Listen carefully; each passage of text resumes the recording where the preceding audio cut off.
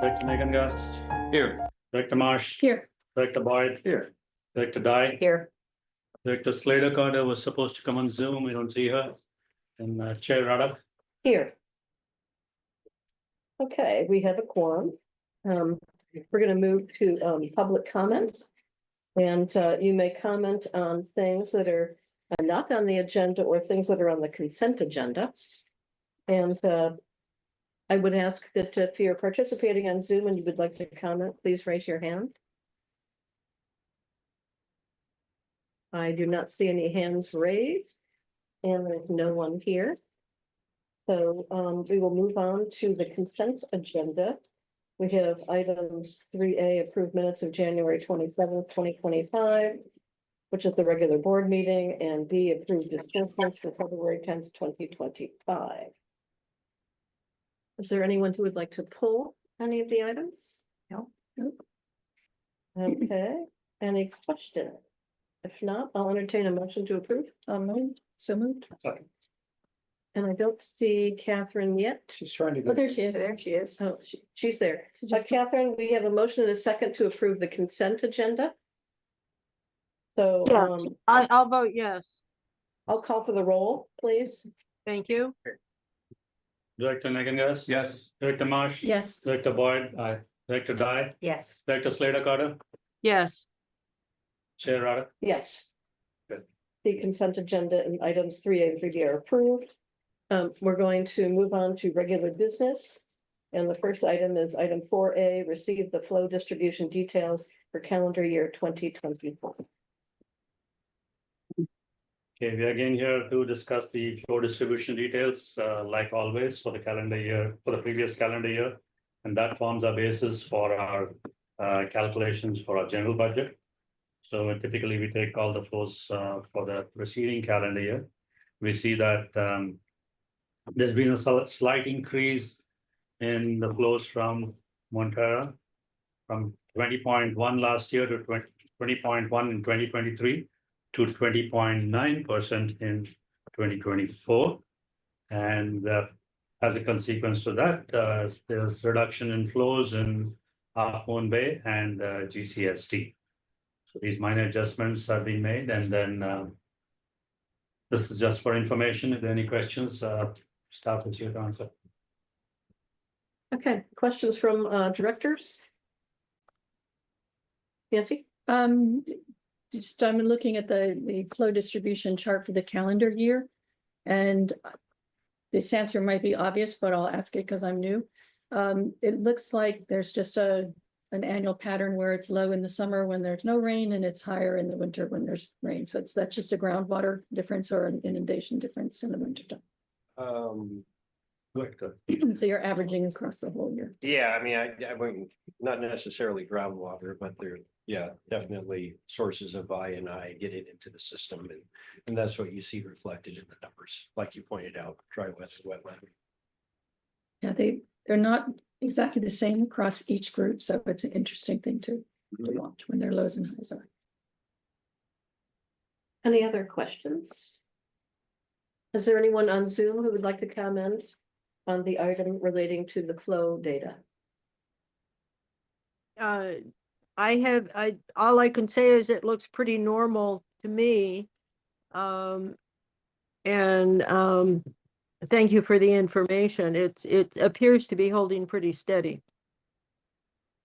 across the years. Okay.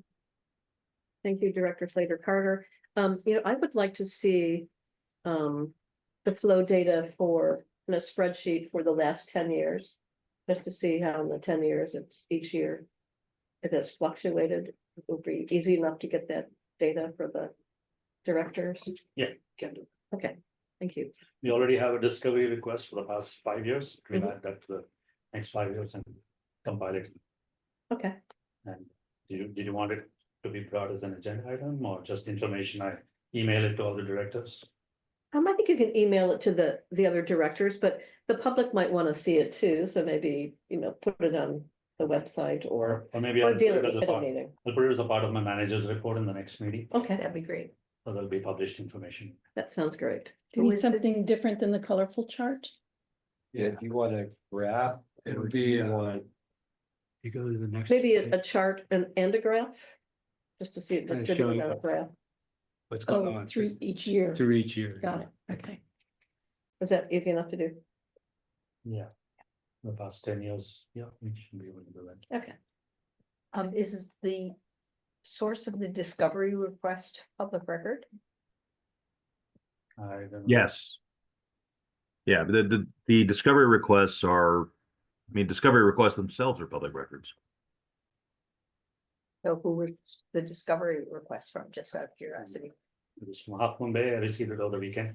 Oh. Yeah. Oh, We have discovery requests. I didn't know that. Somebody beat you to the punch. Yeah, From Montero and Half Moon Bay. okay. Oh. Interesting. Any other comments on this item? So I guess all we have to do is receive it. I don't know that we need a motion here. That sounds right. Okay. So we can move on to item B, which is authorize the general manager to issue a purchase order to RF McDonald for the supply and install of boiler at Sam Plant in the amount of $185,000. We had briefly touched upon it in our last board meeting.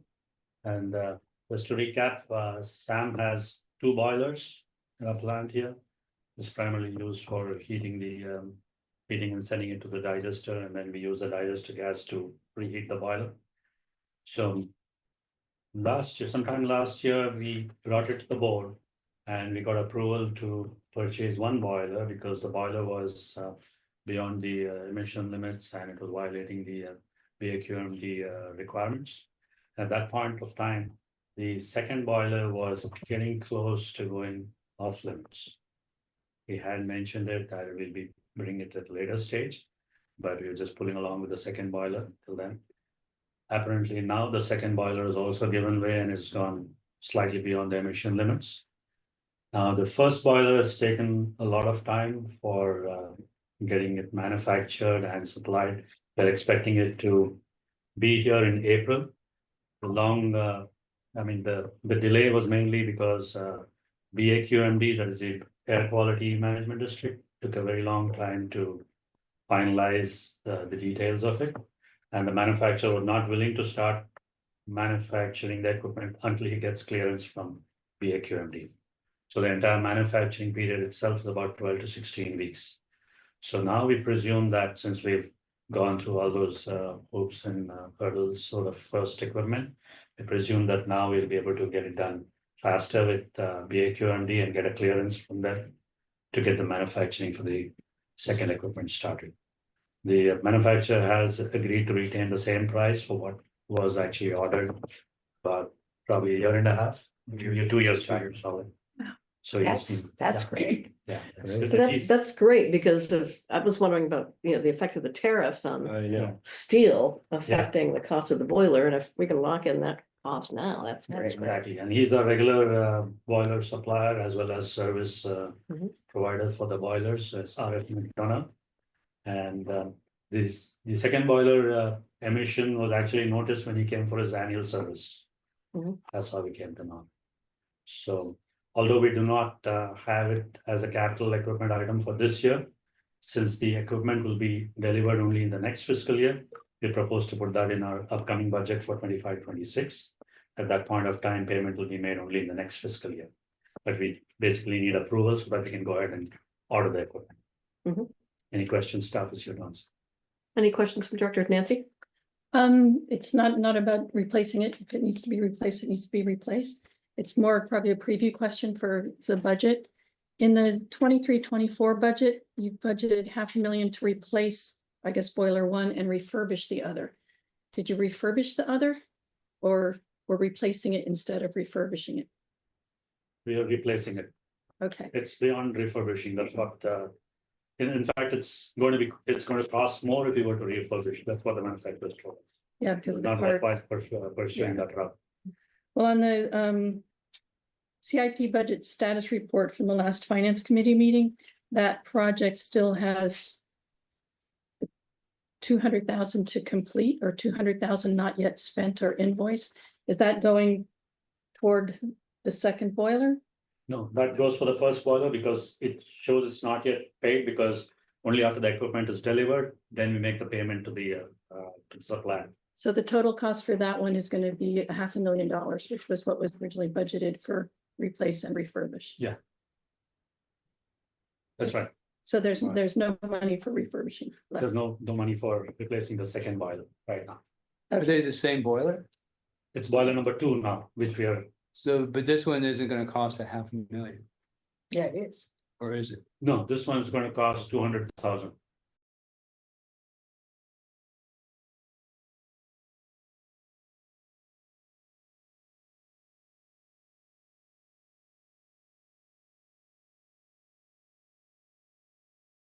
Yeah, The first one cost how much total?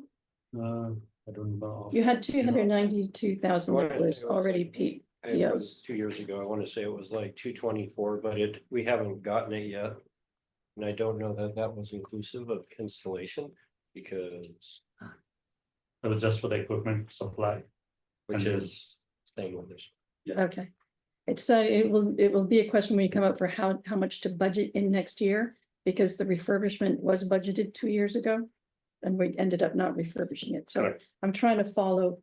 I know things go up over time and you didn't expect Yeah. all the months it took to get the AQMD. So I'm learning, but that will be, I won't hit you with that question now, but that will be my question when we get to the budget. No problem, but we did spend some amount for repair and on the second boiler. So that over a period of time we've spent it. But now it's going to cost us more if we were to repair it. That's why we're requesting for a new one. Yeah, no questions about replacing. And these are equivalent pieces of equipment. They're identical. Same, identical. The new boiler would be identical. And that has advantages too. Does have It advantage. does have advantage spare parts management and servicing and all of these. Mhm. Good question, Nancy. And just for the new members, sales budget's a little earlier than at least the city, right? I mean, I think the JPA requires us to introduce a budget in March. Yeah, March, we pass on the preliminary information to the finance committee and the member agencies, and then we bring it to the SAM board to authorize us to send it out to the respective member agencies. Mhm. And then it gets approved in the member agency sometime in May. Mhm. We bring it back to the SAM board in June and they get finally out. That's typically the process. And that's Well, good. it's- That schedule helps the agencies to plan their own budgets. Yeah, we already started working on it. We hope to bring it to the finance committee in the month of March. And that's why we're pushing this into next year's. Yeah. budget. Yeah, because the delivery for this equipment is anyway 16 weeks, so it comes to the next fiscal year. It won't be till June or July. And so that's you get- after the area quality use. Yeah, after the Bay Area quality BAQMD clears it, then it takes 12 to 16 weeks. Mhm. So with this, we can start the process of. Okay, it'll be sometime in the application of summer. BAQMD. Sounds good. Do we have anybody on Zoom who would like to comment on this item? Seeing none. I have one Oh, quick more question. Barbara? So if there are issues with our air quality, Mhm. we're gonna have to live with that until we get a new boiler in. Yeah, the issues with emission, you mean? Of- Yeah. Yeah, So we're going to have problems with our emission. But the fact that they know we're getting a new one as soon as we can, exactly. will take care of that. Yeah, and it's marginally more than the requirement, so. Okay, and it's really close. Yeah, okay, thanks. Well, now that we brought up emissions, what are we talking about? I mean, there's no concern about anything in the neighboring communities, right? Sounds like Kitchen, what you're talking about is the stationary source permit, right? So it's not like we would cause the region to exceed the national ambient air quality standards. It's more about exceeding permit limitations. And so there's ways to address that. There are variances, so we could talk about that. It's literally about 10% parts per million over the permit limit, so it's not dramatically over. Any other comments?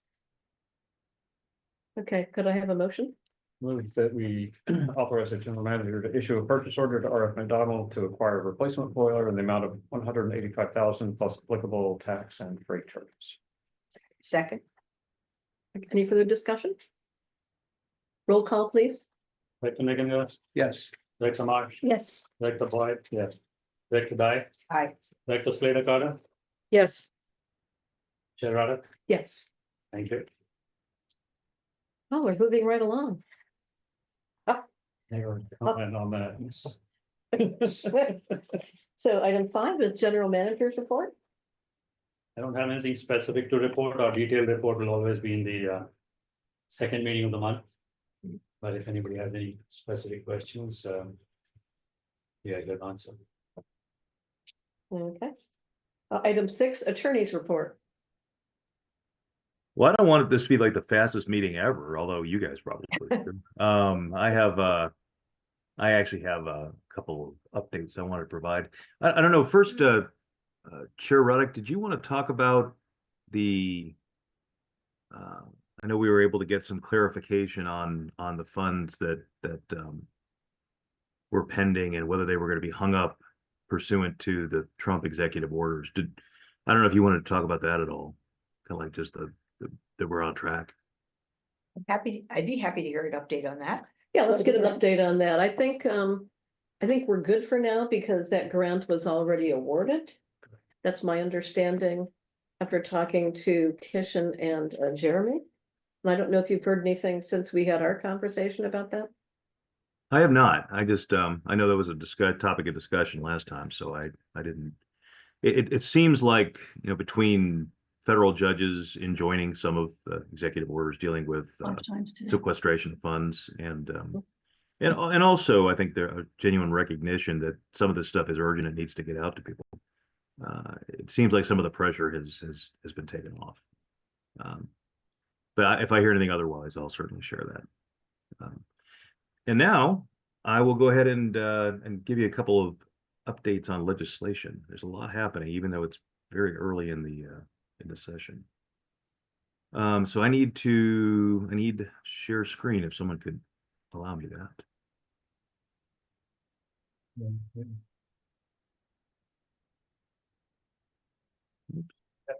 You have control. Beautiful. Okay.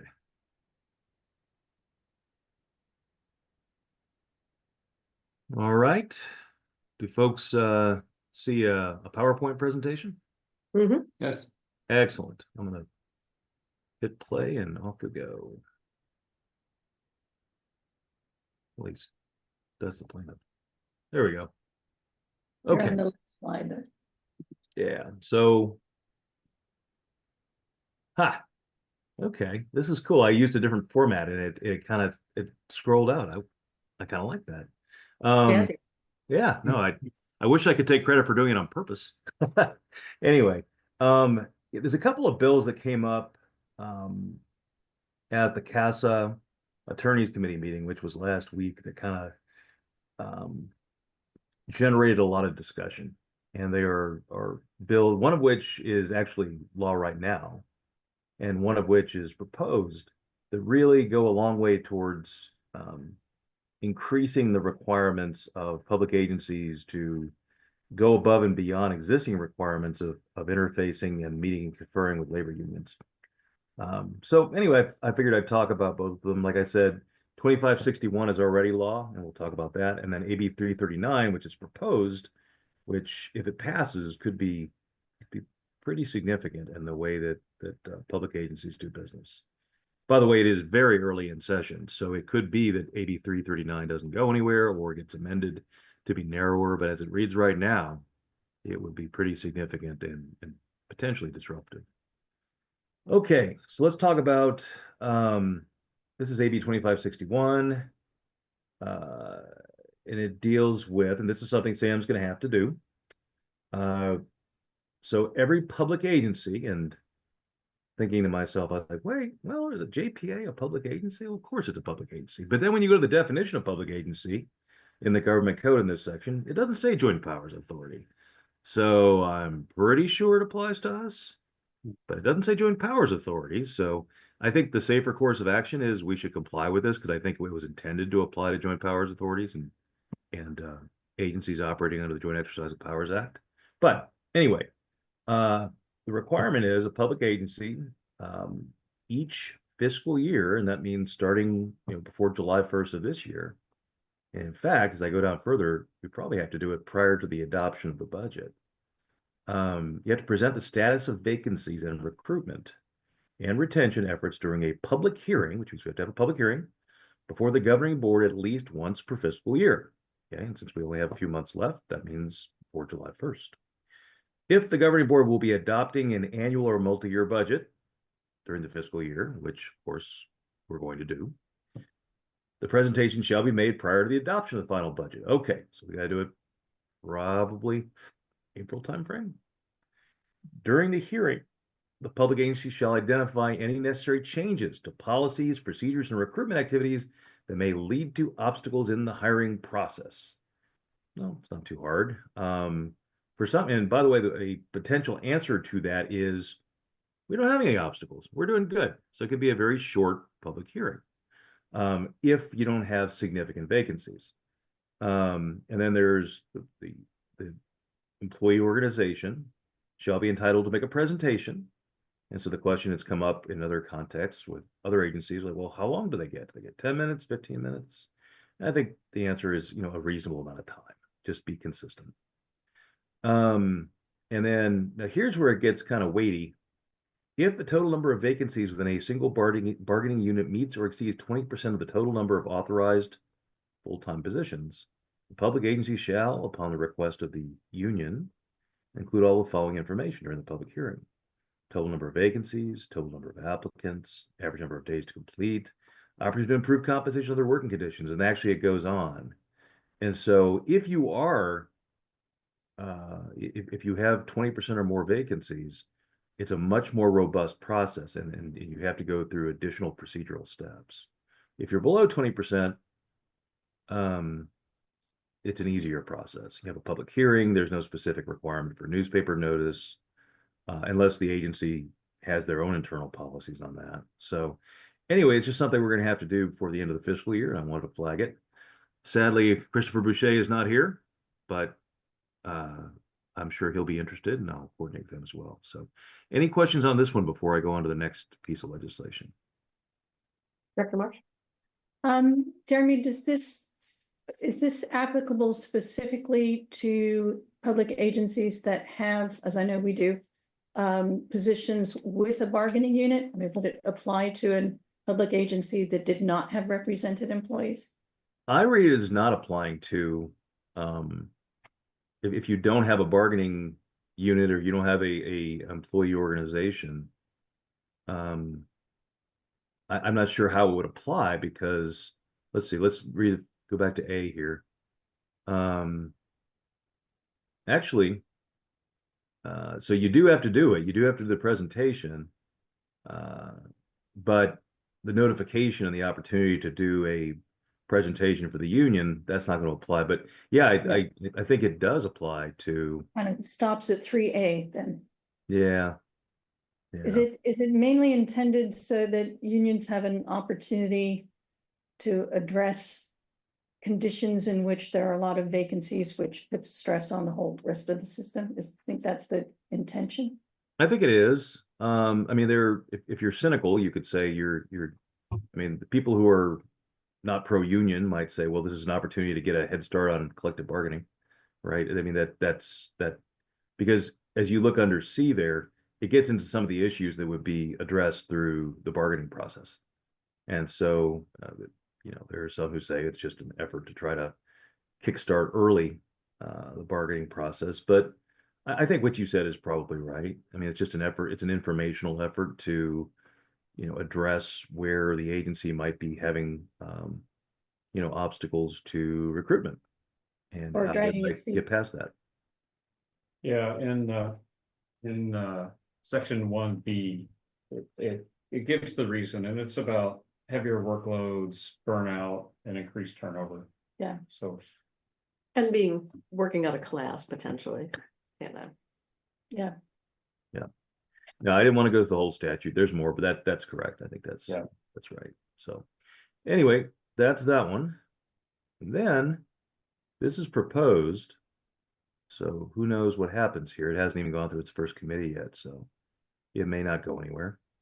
But the requirement is the governing body of a public agency, unless exempt, which means, and you look at item C below, it's deals with emergencies or exigent circumstances, shall give the recognized employee organization. So in this case, you actually do need to have a recognized employee organization, no less than 120 days written notice before issuing a request for proposals, request for quotes, or renewing or extending an existing contract. So boy, that's broad. To perform services that are within the scope of the job classifications represented by the employee organization. So that's the part that's a little ambiguous. Are we just talking about where you have, there are some who have interpreted that to mean if you're basically contracting out for services that are currently performed by employees, that's what they're going for.